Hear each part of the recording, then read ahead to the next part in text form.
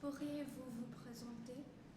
Oui, ben donc moi je m'appelle Colline Lefranc, je suis belge, et oui, mais je travaille et je vis à Paris, en France. Je suis donc archéologue et je travaille au CNRS, le Centre national de la recherche scientifique en France. Voilà. Pourquoi avez-vous fait le choix de devenir archéologue? Eh ben, je pense que j'ai toujours aimé l'histoire. Mes parents étaient professeurs d'histoire et de français. Je pense que ça aide quand même. Donc, dans mon enfance, on allait souvent visiter les musées, les sites archéologiques quand on partait en vacances, ou même en Belgique, juste à côté de la maison. Et j'ai longtemps hésité avec l'anthropologie ou l'ethnologie. Et puis finalement, j'ai fait mon premier stage de fouille à 16 ans. Et là, je me suis dit, ah oui, ça c'est vraiment ça que je veux faire. Donc voilà. Quelle étude faut-il faire pour devenir archéologue? Alors, il faut aller à l'université. Il n'y a pas de formation en dehors de l'université. Et il faut choisir le cursus.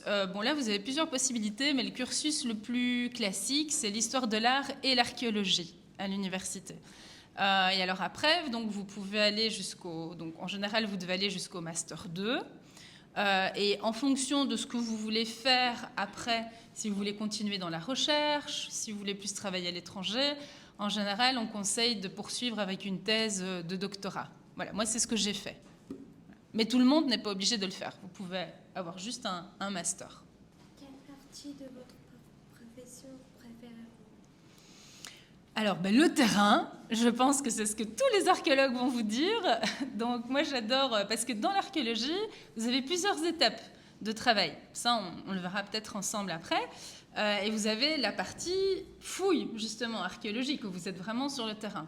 Et moi, j'ai choisi en plus une spécialité qui est l'archéologie de l'Asie du Sud. Donc, je travaille au Bangladesh, je travaille en Inde, parfois un petit peu en Asie du Sud-Est aussi. Et moi, ce que j'aime, c'est justement être sur le terrain, découvrir. Donc tous les jours, il y a quelque chose de nouveau. En fait, vous vous levez, vous allez sur le terrain et vous ne savez pas ce que vous allez trouver. Donc il y a quand même quelque chose d'hyper excitant. Et vous avez beaucoup de contacts aussi avec les gens, au niveau local, avec vos collègues. C'est quelque chose, c'est un métier très collectif, l'archéologie. Tout seul, vous ne pouvez rien faire. C'est toujours un travail avec une équipe. Donc moi, c'est ça que je préfère, je pense. Quel est le nombre de pays dans lesquels vous avez exercé votre métier? Tous les pays, c'est ça que tu demandes? Oui. Donc, j'ai travaillé en Belgique d'abord, quand j'avais à peu près votre âge, enfin non, un tout petit peu plus vieille quand même. Puis après, j'ai travaillé en Italie. J'ai fait des fouilles en Italie aussi. J'ai travaillé en Syrie, juste avant la guerre. On s'est arrêté en 2011. J'ai travaillé en Ouzbékistan. J'ai travaillé en Inde, j'ai travaillé au Bangladesh, j'ai travaillé en Birmanie, Myanmar aussi avant le coup d'État. J'ai travaillé en Thaïlande, j'ai travaillé en Indonésie. Voilà, je crois que c'est tout. C'est quand même pas mal. Quelle est la découverte la plus ancienne que vous avez faite et la plus surprenante et votre préférée? Ah, 3 questions là, en une là, hein. C'est un peu de la triche ça. Non, alors la découverte la plus ancienne, je dirais que c'est de la céramique. C'est un des matériaux qu'on retrouve le plus dans le monde entier sur toutes les fouilles. Et ce sont des tessons qui sont datés du 5e siècle avant notre ère. Voilà, donc de la vieille poterie, des vieux plats. Après, ma préférée, c'est difficile à dire. C'est difficile. En Syrie, on avait trouvé, la dernière année de fouille, on avait commencé à trouver une mosaïque sur le sol. Donc ça, c'était quand même, ça c'était assez génial. Ça, c'était assez extraordinaire.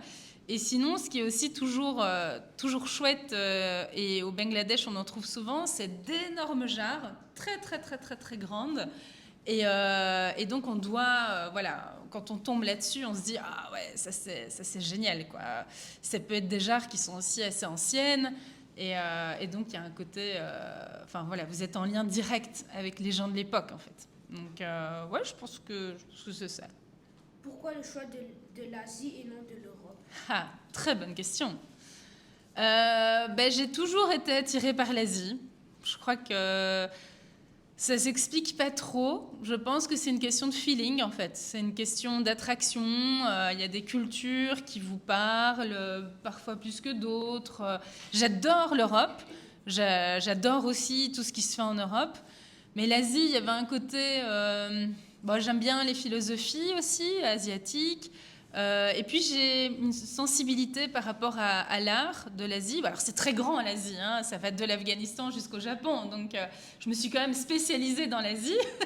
Je travaille pas partout, mais voilà, je crois que c'est une question de connexion avec ce que vous voyez. Il y a des choses que vous voyez, et vous dites ah ouais, ça c'est vraiment super beau et ça vous plaît, ça vous passionne. Moi, c'est ce qui s'est passé, en fait, avec plutôt l'Asie, l'Inde, l'Asie du Sud, en fait. Voilà. Pourquoi avoir choisi une langue ancienne comme le sanskrit?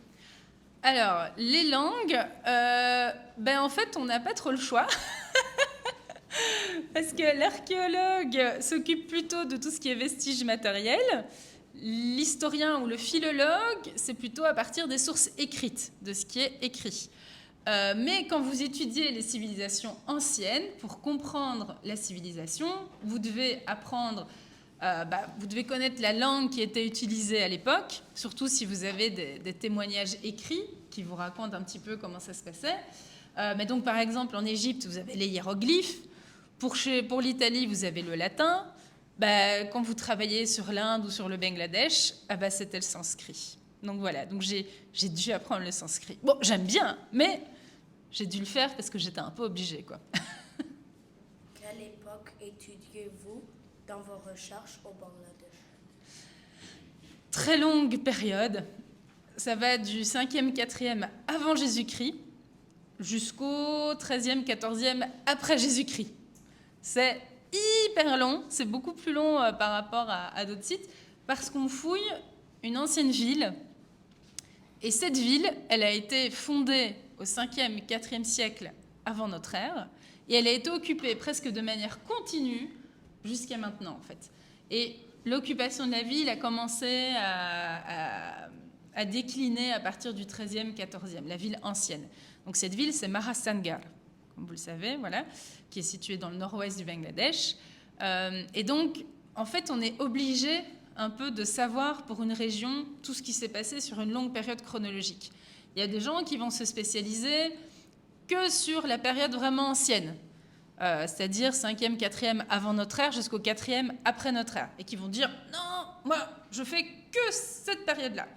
Et moi, je n'ai pas décidé ça, je me suis dit « voilà, c'est une ville qui a été occupée pendant très longtemps ».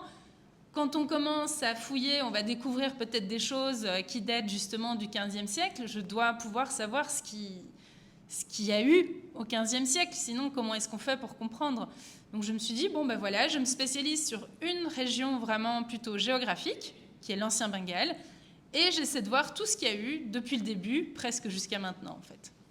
Dans quel pays avez-vous vécu l'expérience la plus enrichissante? C'est pas possible de répondre à cette question. Il n'y a pas un pays, c'est tous les pays. Tous les pays, parce que tous les pays sont très différents. Donc il n'y en a pas un qui est mieux que l'autre, c'est vraiment c'est la différence. Voilà, en Syrie, le site était aussi magnifique, c'était aussi une ancienne ville, les gens étaient adorables, on était tout seul, un peu isolés, voilà. En Ouzbékistan, c'était un site merveilleux parce que on était à la frontière avec l'Afghanistan, vous aviez la Moudaria, le long, c'était aussi splendide. Le Bangladesh, c'est aussi un très beau site et on a un lien très fort avec les gens aussi locaux, on travaille avec les mêmes personnes depuis 30 ans. Donc c'est comme une grande famille, on a eu les parents, maintenant on a les enfants et tout. Et à chaque fois, c'est des relations différentes avec les gens, donc je dirais tous les pays. Il n'y en a pas un.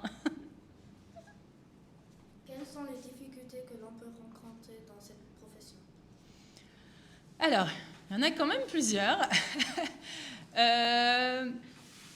Le premier problème, c'est quand même l'argent. Alors, ça peut être un peu trivial, mais les fouilles, il faut pouvoir les financer.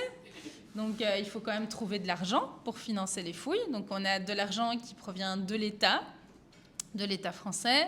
On a de l'argent qui provient de projets de recherche, certains qui sont financés par l'Union européenne. Mais c'est vrai que voilà, l'archéologie n'est pas considérée comme essentielle pour beaucoup de gens dans la société. Donc, il faut convaincre les gens que c'est important d'étudier le passé, de garder des traces de tout ça. Donc, voilà. Donc, ça, c'est une des difficultés.